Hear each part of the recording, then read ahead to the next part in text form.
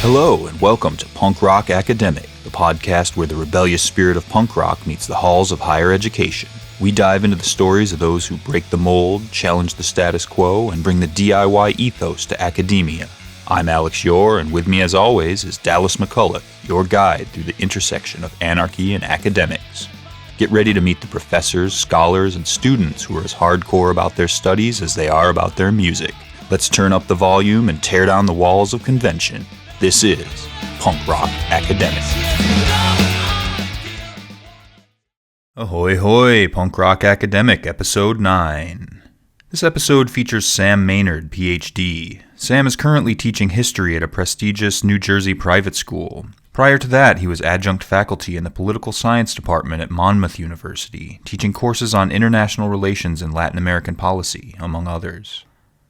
Prior to serving as faculty, Sam obtained his bachelor's degree at Monmouth, followed by a master's degree at Georgetown and a PhD from Oxford, with his research focused on comparative politics and democratization in Latin America.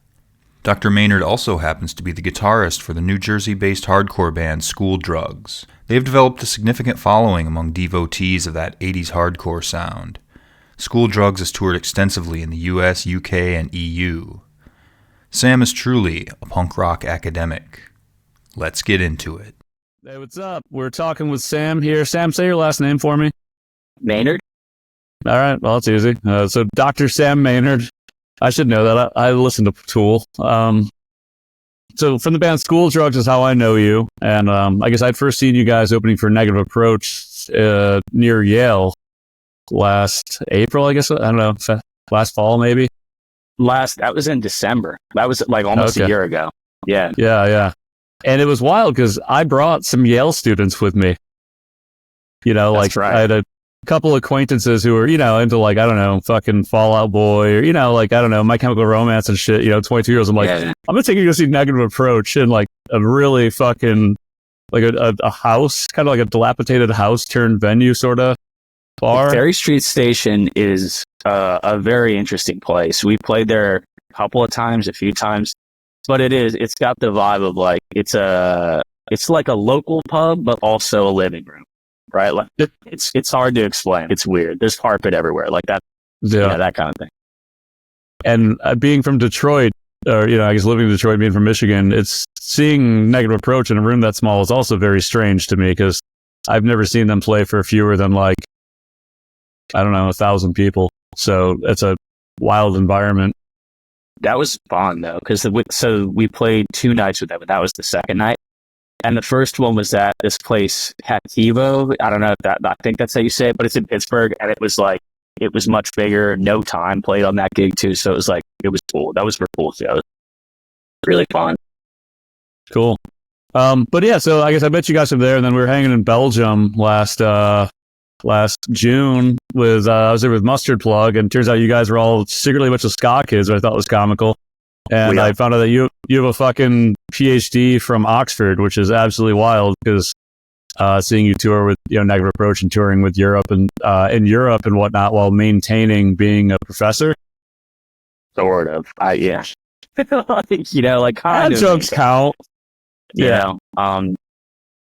But yeah, I teach at an independent school now, like a high school.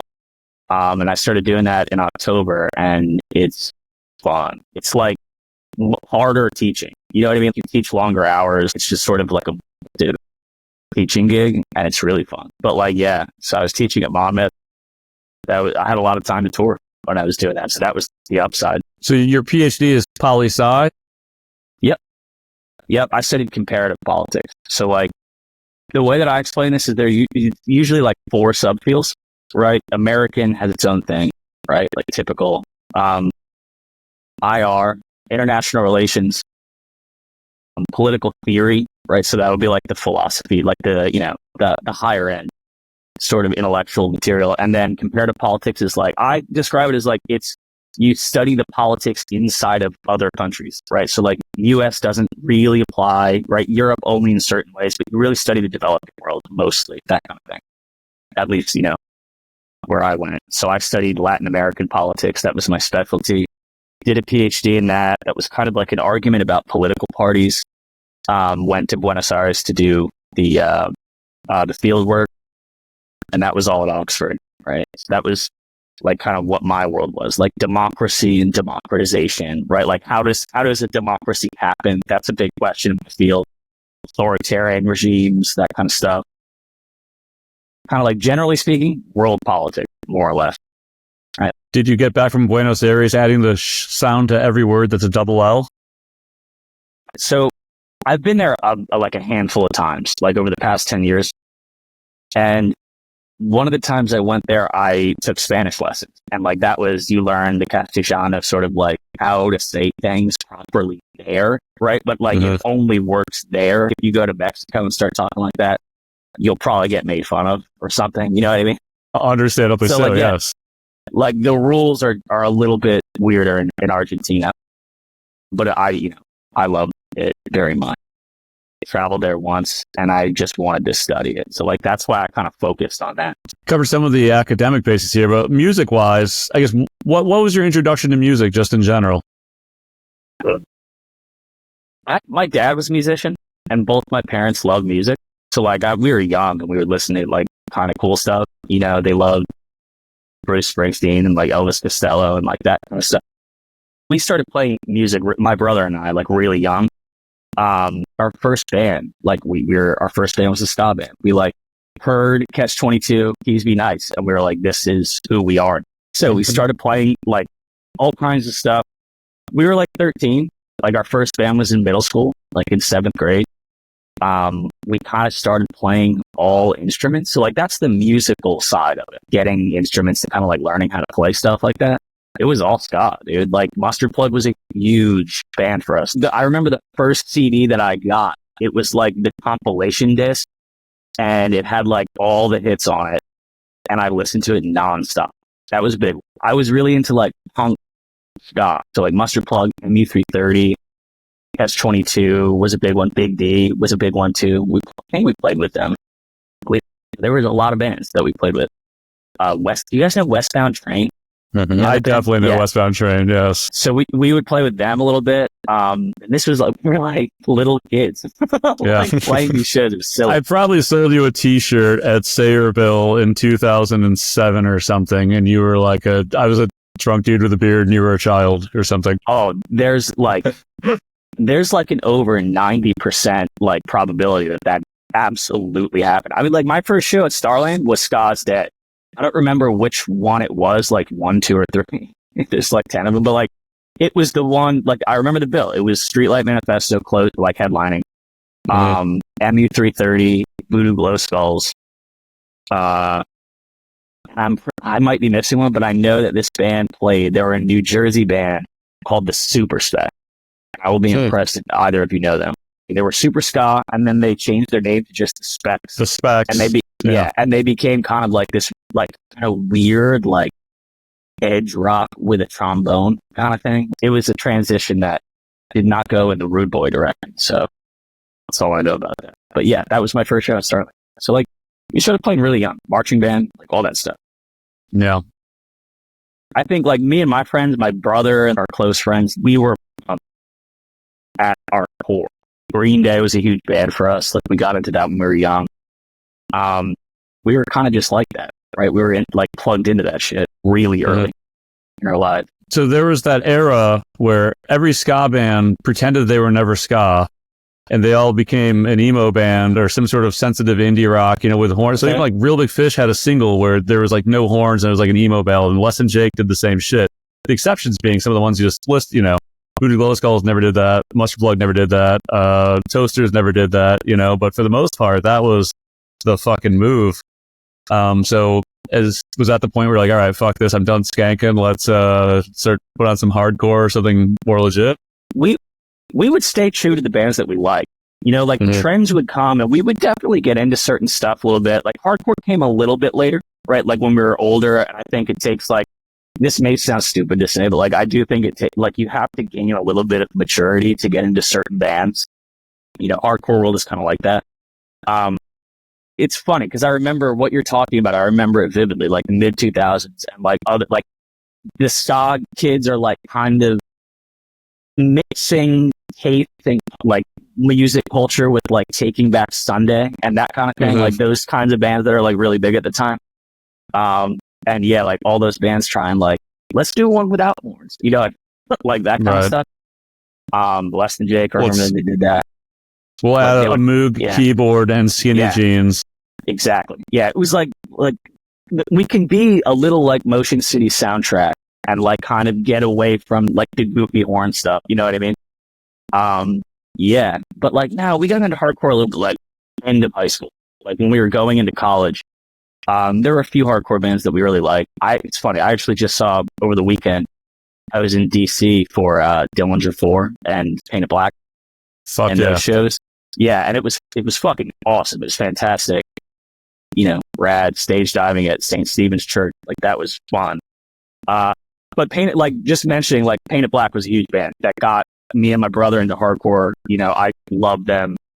Huge fan of that band. Always have been. Like I'm in addition to School Drugs, I'm in another band now called Ballistics. Right, it's kind of like more like just fast hardcore shit.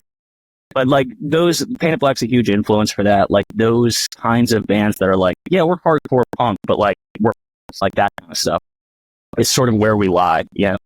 It's the double time punk rock thing. It just chugs sometimes and has like a breakdown, but it's not like the fat dudes in like hockey jerseys just like playing 7-string Ibanez's. It's at the root of it. It's more Minor Threat and less fucking, you know. I mean, I think really it all, most of the bands, they do stem from that, you know, from Minor Threat, but then also the whole Gorilla Biscuits, like Youth Today, Negative Approach, like these are punk bands that are just heavier. Yeah, that's true. And it's funny, I'm saying all this wearing a Throwdown shirt. So like, it's all over the board. I couldn't even see the shirt because it's camouflage. It's very well hidden. I'm not wearing a shirt, by the way. This isn't a shirt. Yeah, it's a tattoo. Yeah, my whole body. But it's like that's a good way to put it. Like, I do have some respect for the Ibanez chugging now. Like in School Drugs, we played with like a lot of different bands. I never thought that we'd be on a fucking festival bill with Beyond Repair, which is just Throwdown recycled, like, or it's Throwdown come back to life, I should say. But like like Minor Threat based stuff is sort of where our heads were always at. Like we like being at shows where people still have and like that kind of shit. You know what I mean? Like it makes me feel at home. Yeah, you know, a little bit. So being from New Jersey, and you mentioned Painted Black, but were you into the other Dan Yem, like Lifetime and Kid Dynamite and Armalite? Oh yeah, dude, Armalite. That's a really great reference right there. That's a band. Saw them at Fest in 07, probably. Been a while. Yeah, we were huge. I'm a fan of his, like as an artist, but like every band that he's been in, I've also been a fan of. Like Kid Dynamite was also fucking for us. Like at the time when I was like 18 going into my 20s, like it was like I just loved that like melodic hardcore that Lifetime and Kid Dynamite achieved. Like they songwriting seemed to really formulaic to me. Like it made a lot of sense. It gave me a blueprint to think about like, oh, like we're gonna write like a hardcore song with like some D-beat shit. How do we do the transitions? Like what's a breakdown? Like those bands mapped it out basically. And just being from Jersey, like Lifetime is a fucking institution. Like that's a massive band that we love. But it's funny you mentioned that. Like being in New Jersey, like you can go which way, like Modern Man. Like it's like you could go to the New York hardcore and like get your Ibanez and like that, like that kind of stuff. Or like you can go the other direction, which is weirdly in other cities like Philly, DC, a little bit of Boston too. You know what I mean? But like that was kind of our thing. Like we were the punker of the hardcore real like that. But, yeah. So mentioning Dillinger 4, I mean I love D4, but them and Painted Black.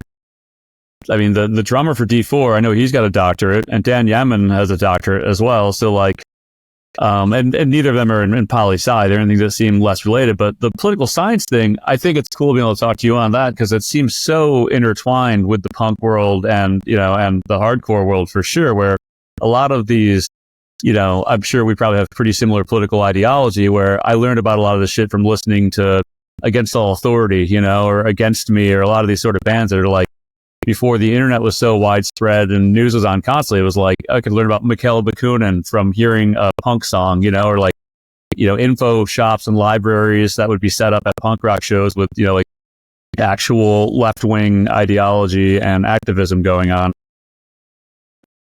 This is something that I started thinking about more recently, like as, going through grad school and like kind of having that background, but like, how does it relate to punk? I like the politics thing in particular is always like, I think punk is like, it's a critical exercise. Like you have to like make observations about the world and ask questions about it to understand what punk is. I think like it's a reaction to something. At least like that's how I think about it. Like in the 70s, if we're trying to figure out like why it happened and all that stuff, like it happens in a social context, right? Where like young people lack access to certain things, right? Like where style starts to become a way to like challenge those prevailing norms in society and like all that crazy shit, right? I think it's something that naturally lends itself to critique. And like being a punk, I think, is being able to critique things and like being critical in terms of how you relate to things. I don't know if that's too vague and shit, but like asking questions, I think, is a huge part of that. Right? Which is like the basis of good academia, I guess. Like you're there to ask questions, not necessarily get all the answers. So like, I don't know. It's just something that provokes thought, right? That's what attracted it. Like a huge part of that attracted me to like punk, like hearing, like what you just said, like hearing people like talk about things that are like like Rancid was a good example for us. Like we were huge Rancid fans growing up. The record Life Won't Wait, I think, is like a masterpiece for a lot of reasons, right? Like I think it's a really good record that explains like globalization and like what's happening to the world at the end of the Cold War, like in that weird space between the Cold War and 9/11, right? Like that weird kind of like bridge to the millennium.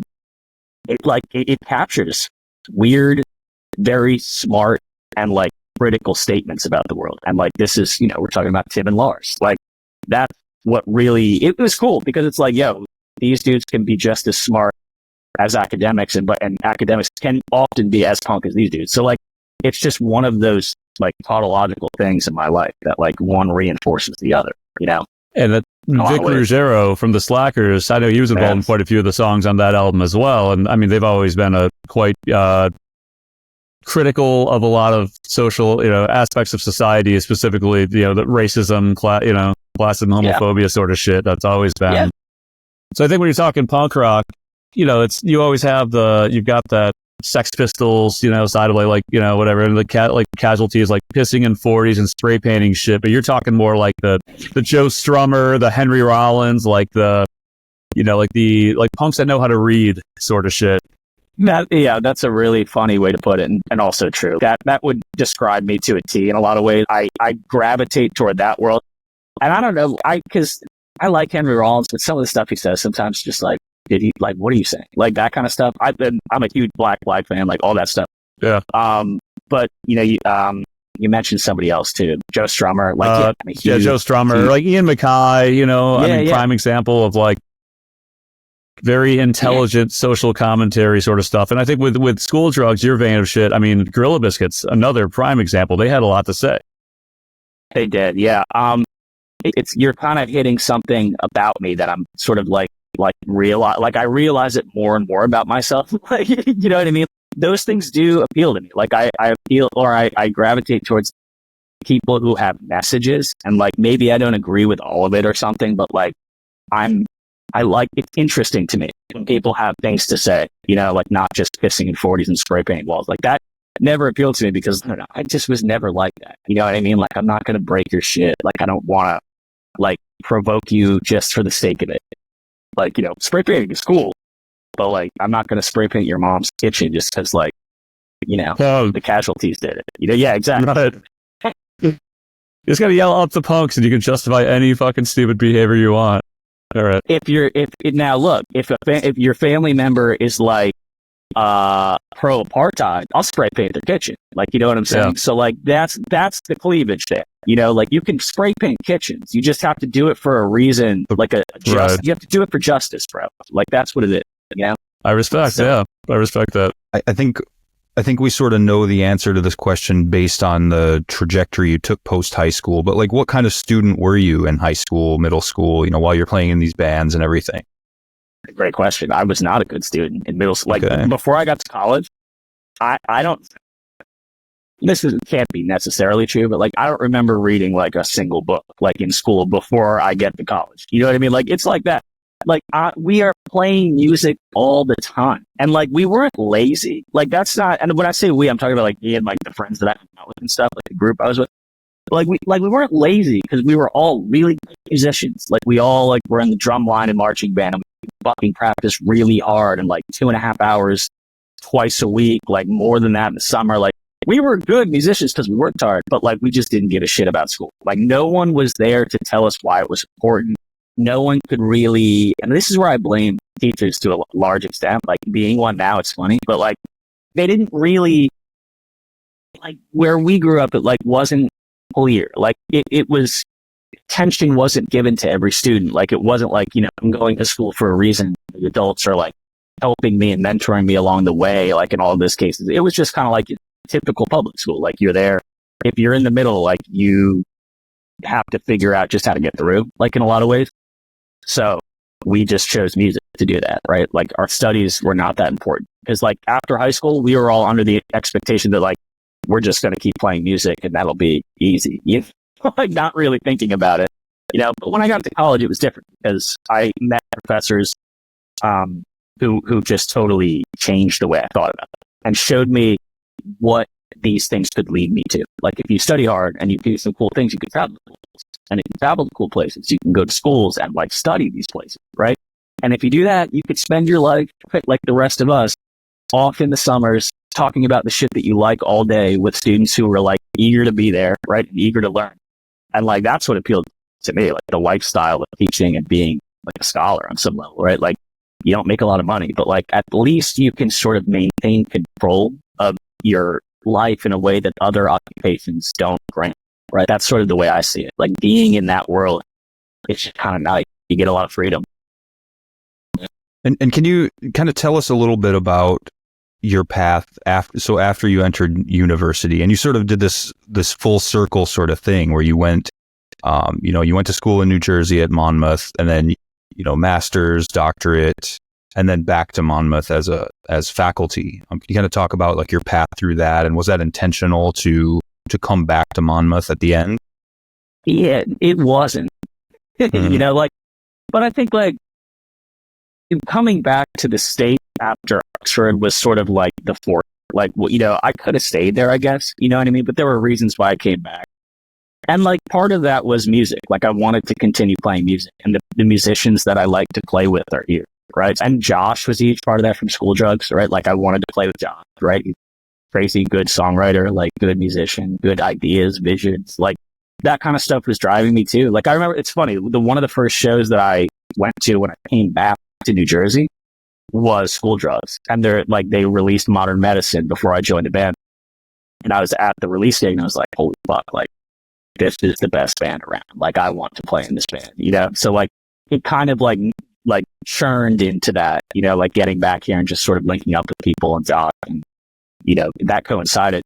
But yeah, like, it took me away for a while, but I think that like coming back here was why I ended up teaching it, right? Like, I'm lucky to have people look for me there. So like, there was a job opening, I applied, right? Like, and it went pretty well, right? It was fun to teach there, like to be there with people who taught me, right? And work alongside them. That was very, very fun, like cool, yeah,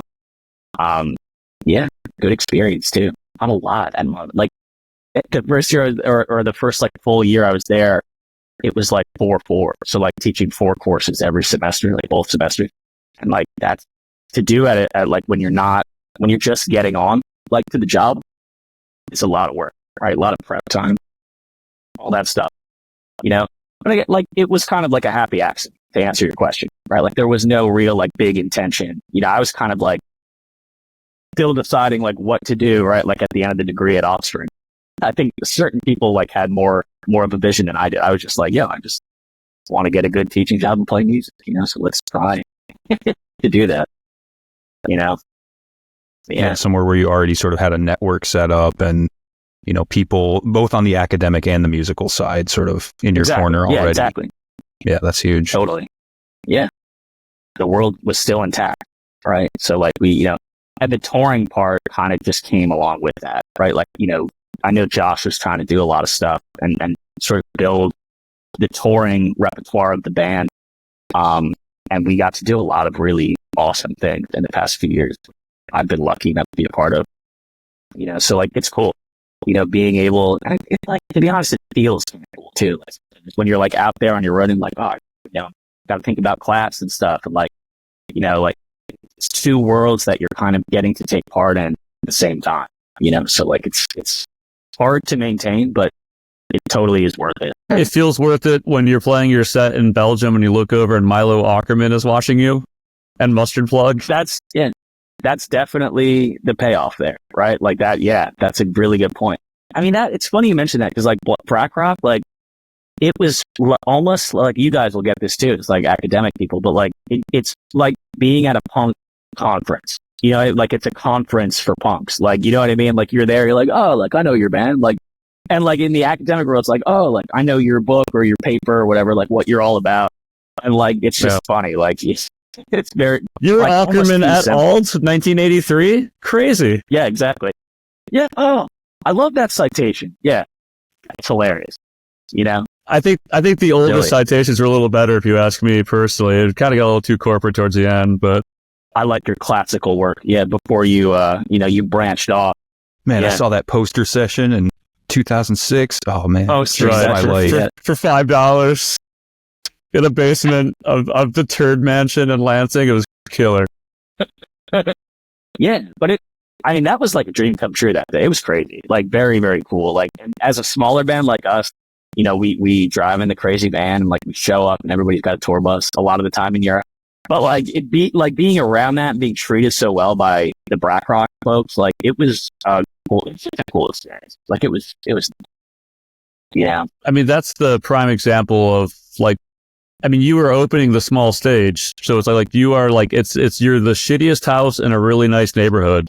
Like you got the same catering as everybody else. The catering's fucking dope. Like you can watch from stage right or whatever. It's like when you're watching. That's right.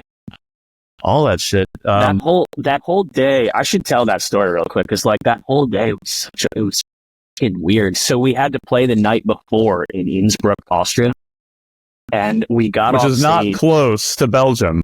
Yeah, I don't know how good your Europe geography is, but it's about I think it was like 10 or 11 hours on the road. Like, so we got off stage. I want to say it was like a little after midnight. That's what I'm thinking. Could have been like 1 a.m. But yeah, so our tour manager and driver, Max, who we all love, and who was just a fucking warrior, like that he was able to do this shit. He got us there in the middle of the night. And we all, like, we were just like in the van, like we have it's a big van, but it's like being in the back, it can get uncomfortable because you have no reclining seats or anything like that. So you're just like, kind of like sitting up trying to sleep and shit. So like that's us like fucking hauling ass in the middle of the night to Belgium, showing up at 10 in the morning at the catering tent and like just being like, okay, like we have to basically eat, like maybe like chug some water or whatever, and then we literally have to play. It's nuts, dude. But it went well, and Milo was there, and like, that was we had run into the Descendants earlier on that tour too, because we opened up for them in at just like a one-off gig in Germany. So like we got to meet them a little bit. But Carl Alvarez like rolled in the van and like Josh was like tapping on his fucking thing, like annoying him, like, hey, wake up. So like they were really cool to us, and like, it was just a crazy experience. Descendants, like that was fucking rad to see them. Wes and Jake ruled that day. Like that was a good festival day. It was cool. Lots of good bands. Yeah. So Sam, you said you were kind of like a shitty student because you were focusing on other stuff. So how did you hit community college, or did you go straight to Monmouth, or like why did you go to school there, and how were you able to get in based on being a shitty student that just wanted up the punks? I think that's a funny question. Yeah, I wasn't a great student in high school. So like I think I'll just be straight up, like their standards aren't that high. Like Monmouth, you know what I mean? Like I think their acceptance rate is over 90% now. So like it's not like it's a pretty easy school to get into. And I think like most, typical middle class kids in New Jersey, like we were pushed into applying to colleges. Like, it wasn't really an option to say to my parents at the time, like, I don't want to go to college. Like, they just wouldn't have, so like kind of not really a decision at the end, but it was something that I think worked out, and it led to a really good outcome. Because like I said before, like I met people there who just like changed my perspective, but yeah, like Monmouth is kind of easy to get into, and I don't work there anymore, so I can like kind of say that now. To be fair, I was really honest about that with students too. It's just something, it's not a bad school necessarily, but like it's not hard to get into for sure, like by typical standards. Yeah, so I went there first, like right out of high school. 4 years there. I lived, that's kind of like when I moved to the shore area too, like Asbury Park and all these places that I know Dallas has definitely been to on tour. But like, just like that kind of stuff. So we were college students, but it was cool because we could still be too. Like there, we were really close to a good music scene. I don't know if you guys, I know Dallas will probably know this. Alex, I know less about your music background, but the Asbury Lanes, right? Like that was a massive, just for us, like being punks at the time, huge, right? Like just a place to go where at least like 2 or 3 nights a week from what was it? It was like 06 to like 2015. Like you are going to see a good punk band, right? Like a lot of the time, we would see crazy bands like on a weird night. This band, one of the ones that I always remember is this band called Sports Bar. Right, they're from Richmond, Virginia, and they're fucking sick. But like Dylan, my brother Dylan and I, we were like weird Wednesday night at the bar, and like this crazy fucking band is playing in front of like we're just like, dude, I like this. I wish more people were here, but like this is where we need to be, So like that was a big part of our culture, the Bouncing Souls, right? Like that whole community was really, at the time, really cool to us, and we were in our first like hardcore punk band. We played with the Souls, Pete recorded our records. Like we were in that world, so that was like the cool music aspect of being a student in the shore area, like in New Jersey. You're really close to those bands. Now it's cool. That's awesome. So what inspired the change so you'd become sort of faculty at Monmouth, and then you decided you said you at a high school now teaching. What sort of instigated that change, and what, how do you feel about it? It's been like 2 months, you said, since October? Yeah. So mid-October I started. Okay. Yeah. And like, so I was just looking for a more permanent job position, right? Like I think that was just sort of what I was doing. Teaching part-time at Monmouth because, for other reasons. So I was full-time for a while, then I was adjunct, and now I'm teaching full-time at high school. But it honestly, like it was the private school thing kind of appealed, right? Like the whole lifestyle and just emphasis on teaching and that kind of like really close, good relationship with students, like mentorship stuff. So like the thing that I discovered that I like most about like my background is the teaching, right? Like I like to be in the classroom and like to talk about things. I like writing, but like it takes a lot of work and like that sounds silly, but like it's this thing that is like more of the chore for me.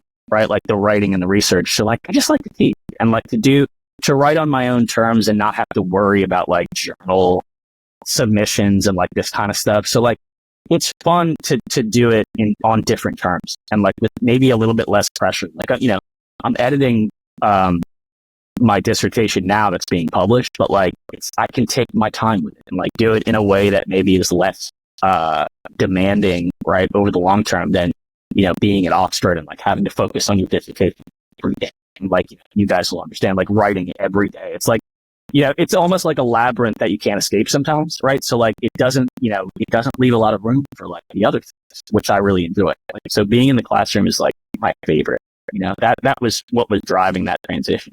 The lifestyle's cool. Like those types of institutions tend to have a lot of resources for students, good athletic, like, good music programs, right? Like, so it's like being in a little world where everything is, mobilized towards student success, which is really cool and important, In between those, I know you wound up after Monmouth, you did the BA through there, then you wound up at Georgetown for a master's.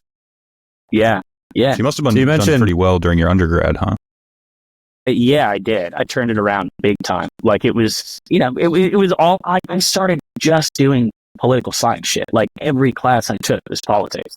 If I had an elective, I'm filling it with a politics elective. Like I'm going to take a course on politics in the Middle East, right? Or just something where I can keep getting into politics and using the base of literature that I have got really comfortable and like really familiar with in different ways, right? So like that was, it's like a weird thing to describe.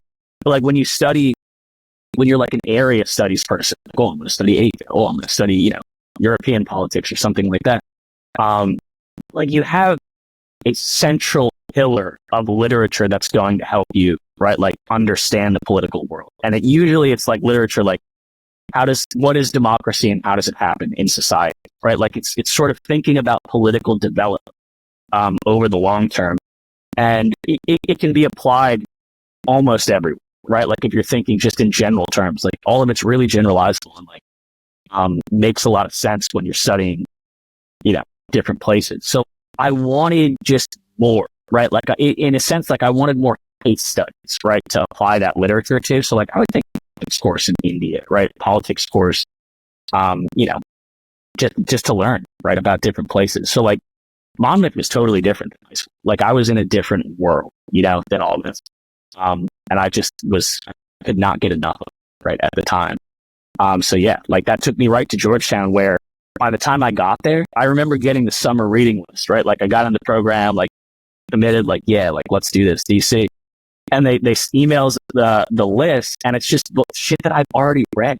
So I was like, oh dude, like this is going to be fucking sick. And it was, you know what I mean? So like that's what I try and tell my students now too. And like how I teach is definitely informed by this experience, because like knowing this shit beforehand, like before you get there, you're just going to like, out, you'll be the first one in class to know the answer, right? Like you can talk with your professors higher level and stuff, right? If you familiarize with this stuff, and it's just going to make your whole experience richer and funner, and like, people will want to gravitate towards you, your stuff, and like if you work hard and that kind of thing. So like it's all part of this like process, and then Oxford was a little bit different. They're just like, here, go right and get the hell out of here, like come back when you've written something sick. Like that's sort of how it worked. But yeah, like it was, that totally turned it around. It was, I just got passion, like the passion was like very like actualizable, I guess. I don't know. That's like social science making up words all the time. But like it was, you could like feel it, you know what I mean? Like you could access different ideas that never would have been possible in high school, when kids were beating the shit out of each other in the cafeteria. Or like, when you're fighting with a fucking football coach because you're not wearing gym shorts or some shit like that. You know what I mean? Like those are the differences. Like you're in a different world where like you make the rules and like you have agency over your education. You want to take fucking 10 politics courses? Do it. Like that kind of thing. And that's what I ran with. Like that was the cool part about being in college. You don't have to stop. So all three of us, I think something that's kind of unique that we have here, besides, all having been on tour and whatnot, but all of us have had some education from like a state university that's easy to get into. We've done the really prestigious, he's Cornell, I'm Yale, you're Oxford. So it's three of the top universities of the fucking world, but your undergrad's San Francisco State, mine's University of Hawaii, and yours is Monmouth. So it's like, how would you feel, I guess, like, do you have any like a strong preference of working in one of those environments versus another one? Or do you have any sort of, I don't know, some big pros and cons of, you mentioned some of those, but let's go about working in them, or like, what do you feel more inspired by being around? That's a really good, first of all, I like that this is a connection between the three of us, right? Like that's really, when you put it in those terms, that's very interesting. Cause I think like the way I look at it is like, in where I went to school, I tried to like climb the ladder a little bit, right? Like, okay, like the next place should be a little bit better, and then maybe like shoot a little aim higher for like PhD, like, who knows what's going to happen, right? I didn't know if I was going to get into any of these places. It was totally up in the air. The Oxford, like I remember getting an email in like April, and like you guys know, that's late to get accepted somewhere. Like you're like, holy fuck. And they were like, you got 2 weeks to decide, bro. Like, are you moving to England or not? So like we're Oxford. I guess I got to do it. Yeah, so like it wasn't really a choice at the end. I was like, all right, I got it. But I think being a student at a Georgetown or an Oxford or a Yale or a Cornell is like, I don't know if you guys feel the same way. I loved it.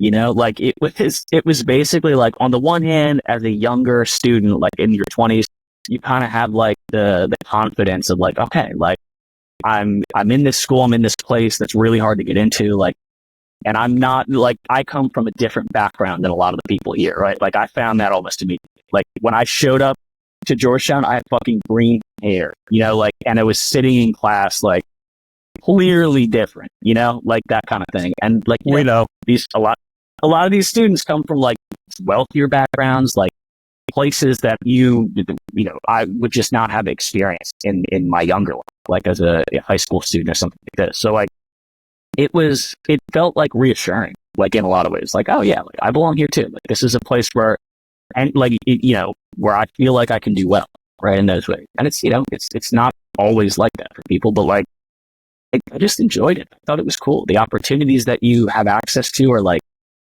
really interesting. You meet interesting people from around the world. Like I'm sure, at Cornell and Yale too, like there's just so many people like from different places that are interesting that you hang out, like you just get to know, and like they become your friends for a long time too. Like it's just a cool thing, right? And like, it's not a perfect thing, right? Like colleges now, I have huge problems, right? Like they're just kind of like bad actors in a lot of ways. It's, again, like I talk about Monmouth a lot because I think it's kind of an easy example. Like the acceptance rate's super high, and the tuition is also incredibly high. So like, it's like, it's becoming harder for me to justify these places as like doing good things for students, because like you're just taking, they're sucking wealth from middle working class families at the end of the day. Like that's kind of what you're doing. But at the same time, like I think if you're a student there, it is still special. Like you can still have experiences that are important and stuff, and you should still strive to do hard things. Right? That doesn't mean you can stop. But yeah, working at these places is really cool too, right? Like you have, I was a tutor at Oxford, so I had a few students that I would teach, and like we would do Latin American politics a lot of the time. Like I had a student who wanted to write her undergraduate thesis on like women's movements in South America, which was awesome because I got to design an entire like tutorial course for her, and like it was great. Like it was like you're working with students who are like, first of all, high achievement, right? So like they're going to show up every day reading, ready to write, ready to go, which is great. But also they're just like, they have a sense of agency over what they want to learn, which is really cool because, it makes your job easier. You're just like, okay, like, what do you want to read? Like, tell me. And like, okay, like, let's navigate that and like try to make it what you want.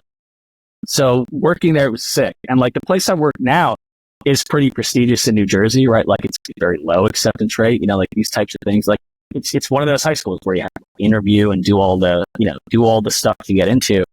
And I find it really supportive for young students, right? Like the resources are all there. It makes teaching easier. And it's cool. Like if you love to teach, it's a great way to teach, right? Like it's teaching at like the highest level, like in terms of like hitting the job as hard as possible. And like, it's fun too for that reason. I wake up at like 5:30 in the morning and like fucking don't get home until like nighttime, like it's crazy work, but like, if you like to teach, it's a great job, right? Like to be at those places, they make academics central.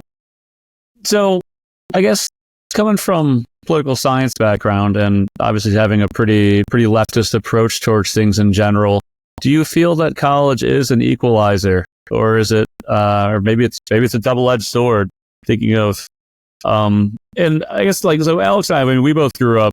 We're from the boonies. We're first generation college students. We grew up in a very working class and generally pretty poor post-industrial sort of deindustrialized area where it's, I don't know. I like certainly we have rose up in ranks. I'd say our trajectory, is fucking wild. Like nobody in a million years thought some kids from where we're from would wind up in the Ivy League sort of thing. Like there were a few kids.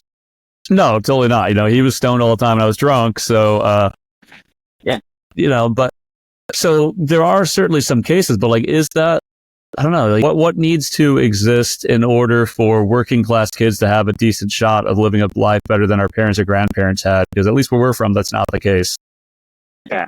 Now that's sick. I like this. We're getting into like policy now. Let's do it.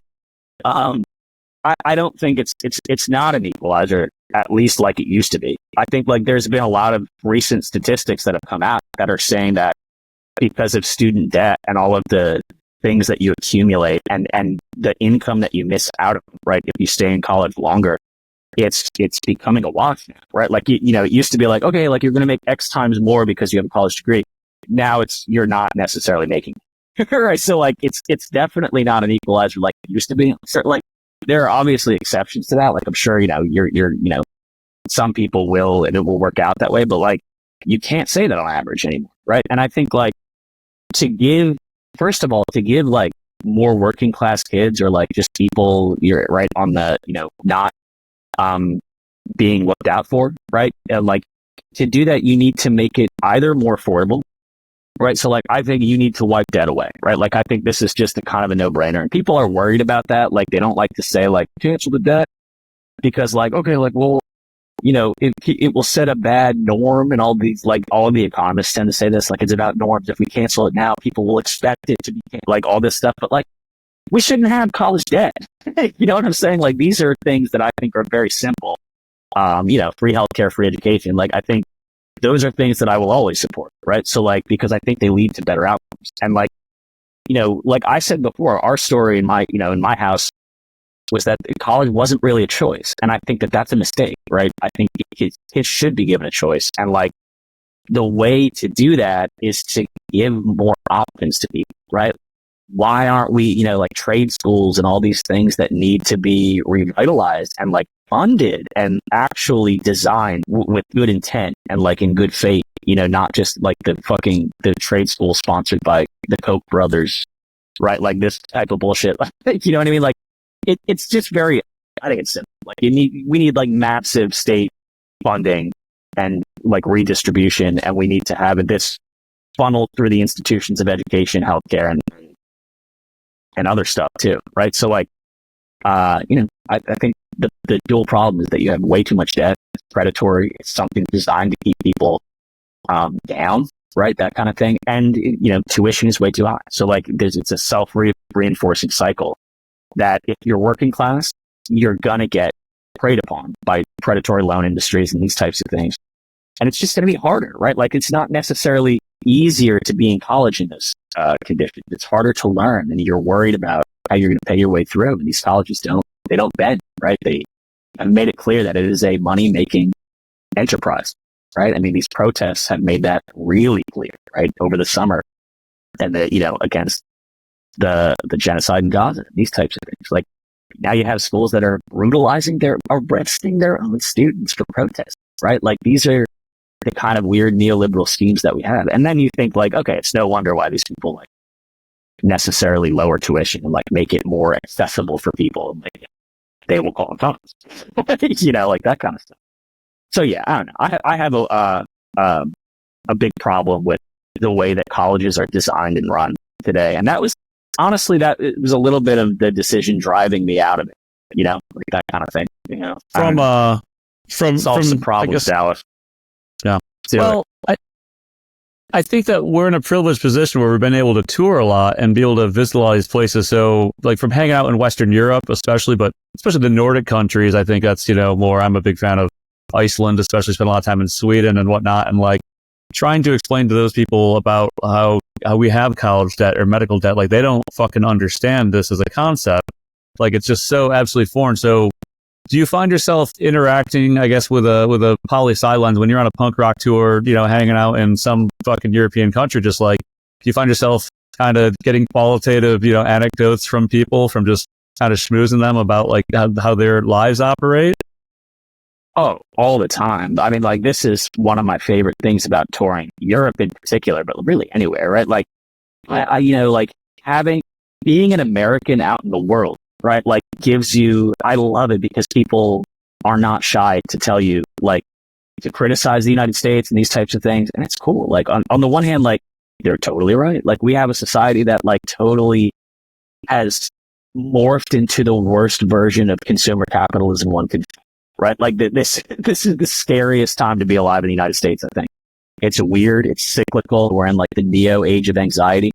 But like it also gives you the perspective, like, you know, as a younger student being out and like having those conversations, I think it was even more important because now like my opinions, like if I'm talking to someone in Germany about like healthcare, we're both totally agreeing that it should be free. Yeah, no shit. You know what I mean? Like we're having that. It's like a bonding experience. You know what I mean? Like we're getting drunk having this conversation, shitting on the United States, being like, look, you know, we're the same at the end of the day. Like it's about like looking out for each other, like boom. But like as a younger student, like it was more like you get to see for the first time how these things work, right? Like if you experience healthcare in another country, like England, NHS was easy. Like I was just like, whoa. Like, yeah, you'll wait for a few hours. Like, yeah, every ER in the United States, you're waiting for like 7 fucking hours. Like, it's the same shit everywhere.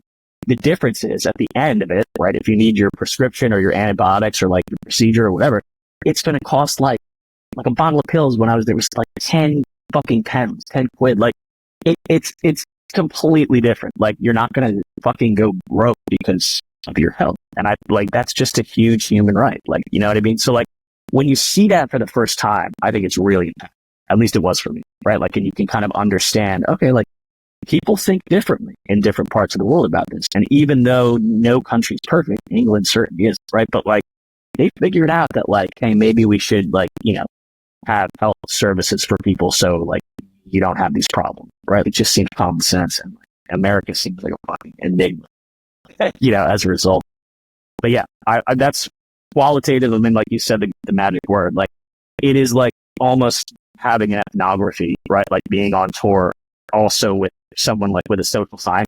I'm trying to understand culture, you know, and like punk culture is a huge part of that. Like punks in fucking in Virginia are different from punks in Seattle and shit like this, right? So like it's, you know, that's also part of it too. Like not just nationality and these types of things, but like different types of punk, you know, are like, it's just like the magic of being on tour, you know? That's right. Dissertation wise, I've just decided I'm going to change things up where I'm going to go like, I got to build on this more. But the general idea being on like social behaviors in regard to health outcome for touring musicians in Europe versus in America. But you can even break that down further within America. And Alex, you know this, she spent years on a fucking 20 people in a tour bus sort of thing for years people, of like, yeah. Right. And it's like how I think of like having some American buddies who are every time I go to Europe, I lose 20 pounds. I'm like, that's fucking wild. I'm like, oh, because these festivals, they have catering where it's very vegetable heavy sort of thing. You have downtime. You're in a walkable city sort of thing. It's like not just taquitos and yeah. Right.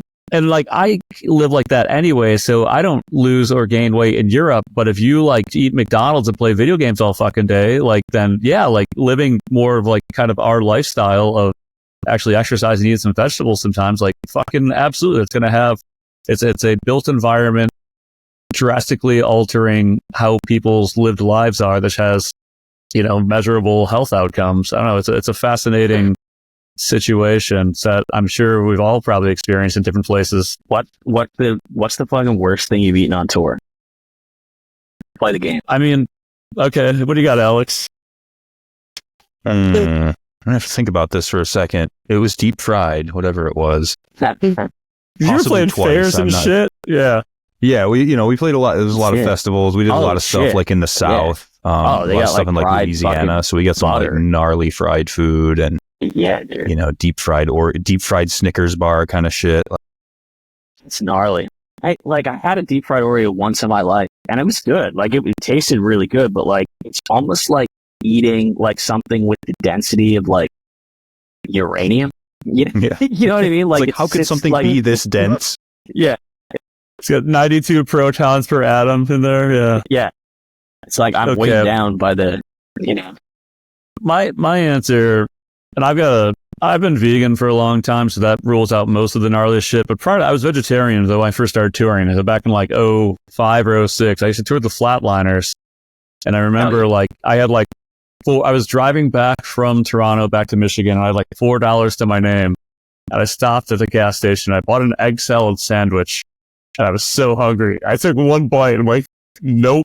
And I just fucking chucked it. It was so bad that like I was so hungry with my last $4. I'm like, can't do it, dude. I absolutely just cannot fucking eat this sandwich. That was atrocious. So then about a year later, I first toured the UK and I go to Marks and Spencer's off the side of a highway in England. I'd get an egg salad sandwich with fucking watercress and whole wheat bread. I'm like, oh, my problem was it was an American egg salad sandwich from a gas station and not a fucking Marks and Spencer's because the standards just so higher for road food in Europe. Oh, Marks and Spencer. I missed Marks and Spencer's. There was Spoons? a really good one in Oxford. So, spoons? Oh my God. Don't even start. That is like £3, so dude. Remember the Cherry Street station in Connecticut had the carpet floor, like I was talking about before. Spoons is like a carpet floor pub. You know what I'm saying? Like that's, I love carpet floor pubs. Just like, yeah, I'm going to go in here and drink for 4 fucking hours and like, it's going to be dark and like, I don't have to worry about shit. Yeah, the food is like not good, but also like weirdly cheap. Like, yeah, exactly. It's like, it's good. Even though it's for the listeners out there that have not spent time in the UK, JD Wetherspoons it's a massive chain of British pubs, and they usually put them in weird locations, like an old bank or some shit, you know. So it's like a beautiful old historic building they refurbish. I think the owner's a fucking total shithead, but people are still like, they're like, but it's like a fucking, you get like pound pints in 2024, and you can get like, I got Linda McCartney vegan sausages with chips. And like a pint of, you know, NA cider, it's like £5 or so. It's like 90s prices that you're paying. So it's really convenient on the road. I just remember like, walking around in Oxford having like a day off, like when you're kind of like, it's the middle of the grad student, you know what I mean? So like, you're not on a regular schedule and shit. So like, it'll be like 1 p.m. You're like, I'm just going to go to Spoons. And it's like, the dude sitting at like the fucking video gambling machines, just, like you look like a British dude from the 1800s, like in a dark cave. Like I'm in England, you know, like this is his name Reginald or Nigel? Yeah, like just some like this is basically the same scene that's been reoccurring for hundreds of years. Only now we're in the 21st century version, you know, like with the video machine shit. Yeah, but Marks and Spencer's was sick too. They had good food, like that was good, like on the go stuff. The weirdest thing that I've ever eaten was on the trip to Blackrock in the middle of the night. And we stopped at this German art about, I don't know where we were. I think we were in Germany, and it was at this weird, in the middle of nowhere, middle of the night. And Max, our PM, got us, he bought us like these sandwiches, and one was a burger. And I was like, all right, fuck, I'm just going to eat this like road burger, whatever. I had the same experience. Like I took one bite and I was like, this is not happening. I don't know what the fuck is this, like the meat this is, like I have no fucking clue. I'm just going to try and cry myself to sleep in this van and wake up in Belgium. That was gnarly. But Europe in general is better. I will say that, like, especially when you get fed by the venues and stuff, they usually have really good, generally healthy stuff for you.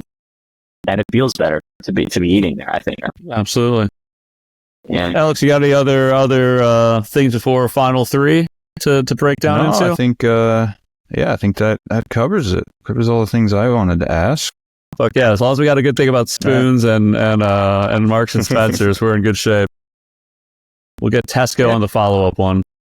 Oh, dude, we hit a Tesco in the Czech Republic, and I had no idea they existed there. I was like, I thought this was an England thing. Like, I really thought this was only the UK that had Tesco's, but so that was weird. And fucking when you saw it, did you say, "What's all this then?" I was like, yeah, basically. Saw this. Yeah. Brilliant. Tesco, dude. Oh, brilliant. Yeah, Tesco. Cheeky Tesco run. Okay, so our final 3 questions. We asked these to everybody, so don't feel like we're picking on you or anything.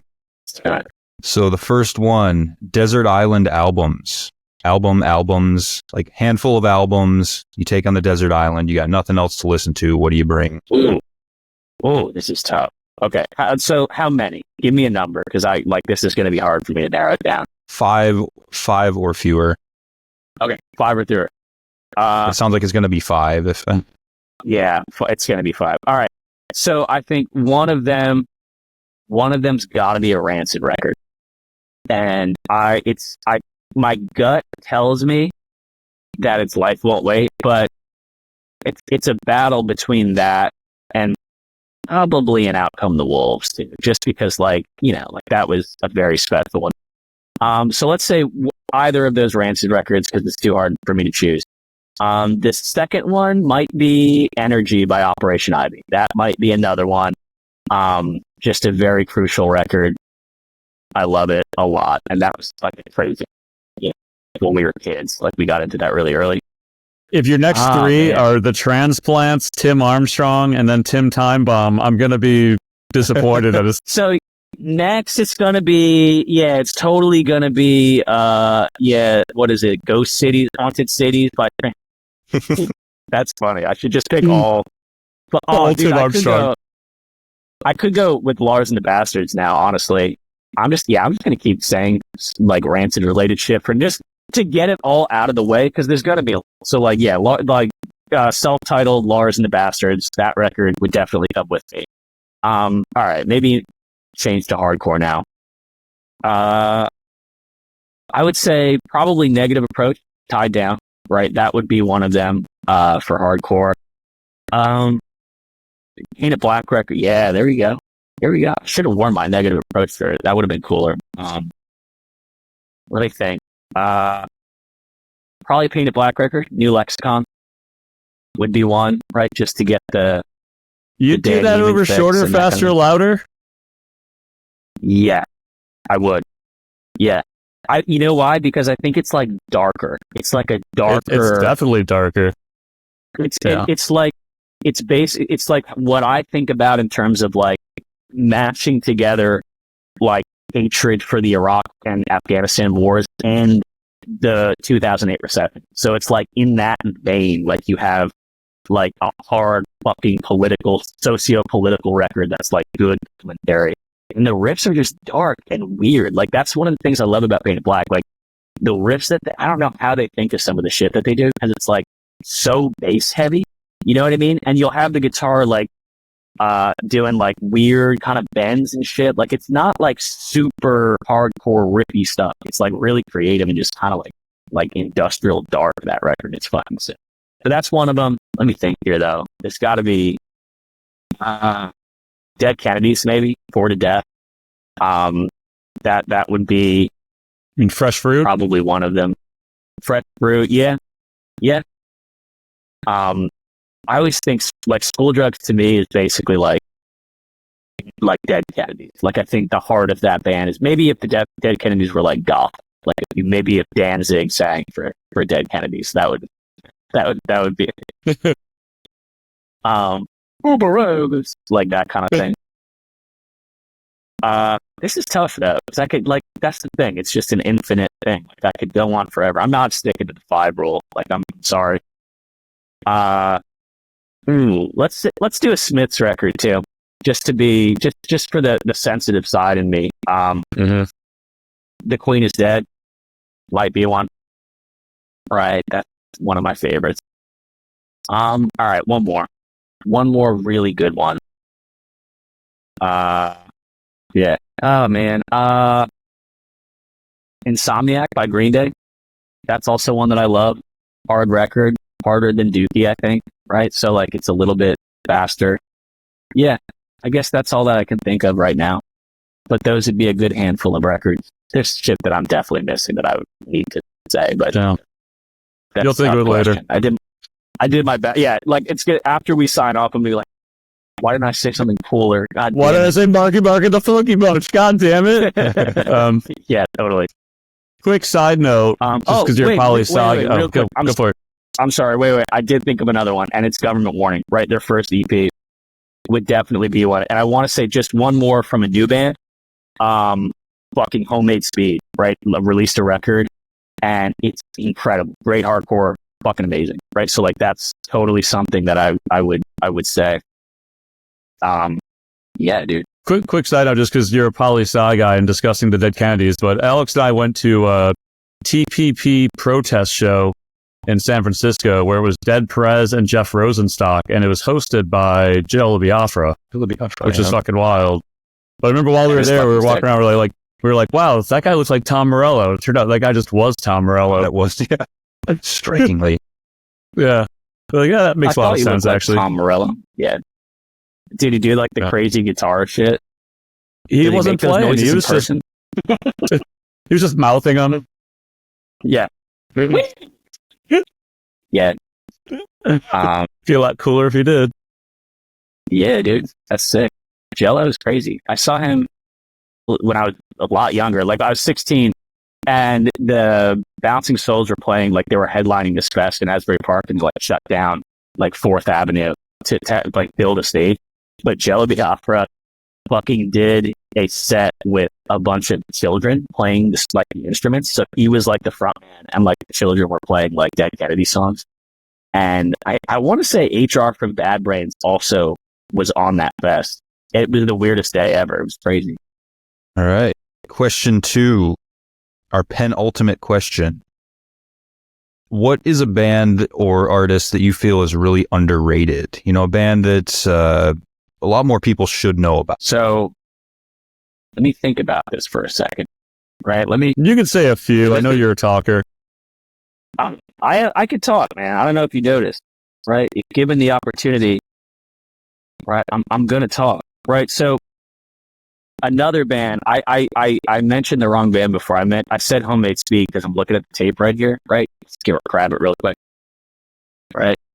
Oh wait, no, sorry, that's not it. But I thought it was. But in any case, this band Speed Trials, right, is definitely they're a newer band, but like they're underrated as fuck and so heavy. Like the hardcore is perfect and it's fast as fuck. So that's definitely a band. I'll show the fucking thing real quick. This is the cover of the fucking release. This band fucking rips. Very good. So that's what I'll say in terms of like just a band that probably not that many people know about. But I think an underrated band, just in the general like theme of my musical history, I think Big D and the Kids Table is an incredibly underrated band, right? And I think for a lot of reasons. One, they've toured for a long time, like they work hard as fuck, right? And just in terms of bands. But like the Gypsy Hill LP is not, it's more than ska. You know what I mean? Like it's a good punk record. It's fucking fun to listen to. And they also do that thing like where they bring dub into punk a little bit and it's not totally like annoying and like, you know, like, and like we like fast music, you know what I mean? Like that's kind of my thing, but I also like being ska kid and stuff like that. Like you get into reggae and that kind of thing too. And I do like 70s, like British sort of like transition from Jamaica, like dub reggae and stuff like that.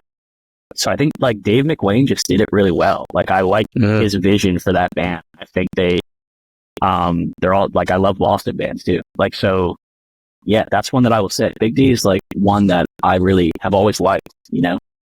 I don't know if they're necessarily like underrated because they are kind of successful, but like, I definitely think they could be rated higher. Final question. What's the last thing you listened to? Ooh, well, like I said, I was in DC this weekend for the D4 thing. So 2 things, right? D4, right, what's the record? The songs, the Midwestern Songs of America. Yeah, there you go. Yeah, that one. It's just a perfect record, I think, right? Like just in terms of punk rock music in the United States, like D4, they're probably like the punkest pop punk band I think that I could think of. Just like that has like the respectability to be on like a Total Hardcore bill headline, like a Total Hardcore bill, like I saw the other day, and still be like, yo, they rip and they have melodies and shit. Like this is fucking awesome. That one, and then Painted Black Famine, right? Like that's been on my rotation for a long time. I have been listening to this band. This is a record that is fucking sick. Invertebrates, which are hardcore punk from Richmond, Virginia, and they fucking rip, right? Like I really like, you know, my brother and 2 other dudes in my band Ballistics we're really inspired by this shit right now. Like there's amazing punk in the US right now. Like it's all kind of like happening again. Virginia, Carolinas, all that stuff has been really sick. And it's been cool to like hear new bands again, right? Like I feel like when I was in grad school, it was kind of tough. Like I don't remember, maybe because I was removed from it a little bit, but like I just don't remember that many good bands culminating at once, right? Like there is a lot of cool ones right now. So that's hard. Nice. That's the 3 questions, right? That was 3? Yeah, we knocked them out. Fucking A, boys. Excellent. Cool. I appreciate talking to you guys. It was cool. That's been great, man. Thanks for being here. That's been real. My pleasure. And that's a wrap for this episode of Punk Rock Academic. We hope you're as inspired as we are by the incredible stories from the punk rockers revolutionizing higher education. If you enjoyed today's show, please be sure to subscribe, leave a review, and share it with your fellow rebels. Stay tuned for more tales of academic anarchy and keep the DIY spirit alive. Until next time, keep rocking and never stop learning.